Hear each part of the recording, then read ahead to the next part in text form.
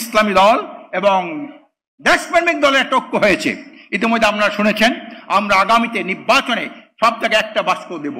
যেখানে জামাত ইসলাম দেবে সেখানে ইসলামী আন্দোলন দেবে না, যেখানে ইসলামী আন্দোলন দেবে সেখানে জামাত ইসলাম দেবে না, যেখানে এনসিপি দেবে সেখানে আমরা দেব না, যেখানে গণ অধিকার দেবে আমরা সেখানে দেব না। প্রত্যাশা তো 71 সালে অনেক প্রত্যাশা ছিল, 90-তে অনেক প্রত্যাশা ছিল, এখানেও এক প্রত্যাশা আছে, কিন্তু প্রাপ্তি খুবই নগণ্য। প্রত্যাশার তুলনায় প্রাপ্তি আমরা যেটা পেয়েছি বিগত দিনে খুবই নগণ্য পেয়েছি আমরা। কাজী প্রত্যাশা সাথে প্রাপ্তির সমন্বয় কখন হবে? যদি যারা এই বিপ্লবের পরে যারা ক্ষমতায় আসে তারা যদি ইমানদার হয়, দেশপ্রেমিক হয়, আল্লাহভীরু হয়, তখন তাদের থেকে প্রত্যাশা আশা করা যায়। আর যারা আগে যাদের মধ্যে আন্দোলন হয়েছে, বিপ্লব হয়েছে ফ্যাসিস্ট আওয়ামী লীগের মধ্যে, পরবর্তী যারা ক্ষমতা আসবে তারাই যদি আবার আওয়ামী লীগের চরিত্রবান হয়, এর থেকে কিছু আশা করেন না। এর থেকে কি আশা করা যায়? গাভী থেকে যদি দুধ পাওয়া যায়, আর এই দুধ কিন্তু বড়দের কাছে আশা করা যায় না। সংগ্রামী ভাইরা আমার, আজকের আমরা কি দেখতে পাই? একটা ঐক্যমত্য কমিশন হয়েছে, একটা নাটক সাজিয়েছে তারা। আজকের অন্য কোন শক্তির ইঙ্গিতে তারা কথা বলে। এখানে জাতীয় দাবিতে পরিণত হয়েছে।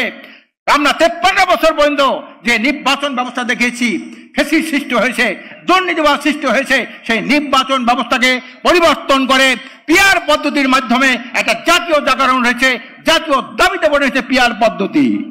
সারা পৃথিবীর মধ্যে 91টা দেশে পিআর পদ্ধতির নির্বাচন আছে, কিন্তু আজকের বড় বড় দল আওয়ামী লীগের মতো যারা ফ্যাসিস্ট ছিল, আমি একটা কথা বলতে চাই।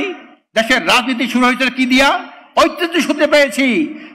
শেখ মুজিব বলেছিল সবাই পায় সোনার খনি, আমি পেয়েছি চোরের খনি। এটা দিয়ে কিন্তু রাজনীতি শুরু। 73 সালে এই শেখ মুজিব ভোট চুরি করেছিল। 77 সালে আরেকজন বড় মুক্তিযোদ্ধা এই ভোট চুরিকে পরিপূর্ণ দান করেছিলেন। 98% ভোট উনি কাজ করেছিলেন। তখন রাস্তাঘাট ছিল না। 98% ভোট কেমনে কাস্ট হয়? কিন্তু ভোট চুরি, টাকা চুরি, এ হলো ক্ষমতা। এইটা কিন্তু আমরা ঐতিহ্য সূত্রে পেয়েছি। কি বলেন, ঠিক না? শেখ মুজিব করছে ভোট চুরি, তার মেয়ে করছে ভোট ডাকাতি। এজন্য আমরা আগামীতে যাতে একটা দুর্নীতি, দুঃশাসন, সন্ত্রাস মুক্ত, মাদক মুক্ত, এটি সুখী সমৃদ্ধ কল্যাণ রাষ্ট্র প্রতিষ্ঠা করতে পারি, এই জন্য এখানে ইসলামী দল এবং দেশপ্রেমিক দলের একটা ঐক্য হয়েছে। ইতিমধ্যে আপনারা শুনেছেন, আমরা আগামীতে নির্বাচনে সব জায়গায় একটা বাক্স দেব। যেখানে জামাত ইসলাম দেবে সেখানে ইসলামী আন্দোলন দেবে না, যেখানে ইসলামী আন্দোলন দেবে সেখানে জামাত ইসলাম দেবে না, যেখানে এনসিপি দেবে সেখানে আমরা দেব না, যেখানে গণ অধিকার দেবে আমরা সেখানে দেব না। এভাবে এতে এই কারণে এই ঘোষণার সাথে সাথে এই ঘোষণা দিয়েছিলেন পীর সাহেব চরমনাই।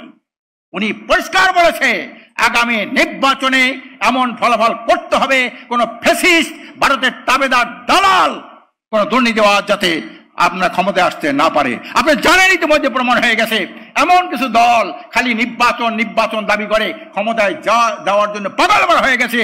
তাদের কিন্তু দলের মধ্যে আপনার চাঁদাবাজ ছাড়া কোনো কর্মী পাওয়া যায় না, দুর্নীতিবাজ ছাড়া কোনো নেতা পাওয়া যায় না। এই চাঁদাবাজ, দুর্নীতিবাজ, সন্ত্রাসীরা আগামীতে ক্ষমতা আসতে না পারে। এই জন্য আমরা দেশপ্রেমিক ইসলাম এবং ইসলামী দলগুলির মধ্যে একটা অটুট আমরা ঐক্য করার আমরা প্রত্যয় ব্যক্ত করছি। আপনারা প্রস্তুত থাকবেন। আর পিআর পদ্ধতি যদি নির্বাচন হয়ে যায়, আল্লাহর রহমতে বিনা পয়সায় এমপি হওয়ার একটা সুবর্ণ সুযোগ। সারা জীবন এত যোগ্য লোক, ভালো লোক, সব লোক টাকা পয়সার কারণে সে নির্বাচন করতে পারে না। আগামী যদি পিআর পদ্ধতির নির্বাচন হয়, আল্লাহর রহমতে এই যোগ্য লোকগুলিকে আমরা পার্লামেন্ট পাঠাবো। পার্লামেন্ট হবে একটা মেধার পদ্ধতি হবে, একটা যোগ্য পার্লামেন্ট হবে, একটা কার্যকরী সংসদ হবে। কাজে এই জন্য আজকে যারা আমরা এখানে বসা আছি, বিভিন্ন দলের নেতৃবৃন্দ, বিভিন্ন সাংবাদিক ভাইরা, আমরা আশা করি আগামীতে দেশপ্রেমিক সাংবাদিকদের আমি বলবো, সাংবাদিক দুই রকমের, একটা হলো ফ্যাসিস্টদের সহযোগী সাংবাদিক, আর একটা দেশপ্রেমিক সাংবাদিক। দলগুলোর মধ্যেও কিছু আছে ফ্যাসিস্টদের সহযোগী, আমরা দেখেছি ঐক্যমত্য কমিশনের ফ্যাসিস্টদের সহযোগী, কিছু আছে দেশপ্রেমিক সংগঠন। আমরা চাই সকল দেশপ্রেমিক, দিনদার, ইসলামী সংগঠন, সাংবাদিক এবং বিভিন্ন রাজনৈতিক দলের নেতৃবৃন্দ ঐক্যবদ্ধ হয়ে আমরা আগামীতে একটা সুন্দর একটা কল্যাণ রাষ্ট্র উপহার দেব। তাহলেই কিন্তু শহীদদের আত্মা শান্তি পাবে। এই চেতনা বাস্তবায়ন হলে আমরা একটা সুখী সমৃদ্ধ কল্যাণ রাষ্ট্র প্রতিষ্ঠা করতে পারবো। অমা তৌফিকি ইল্লা বিল্লাহ।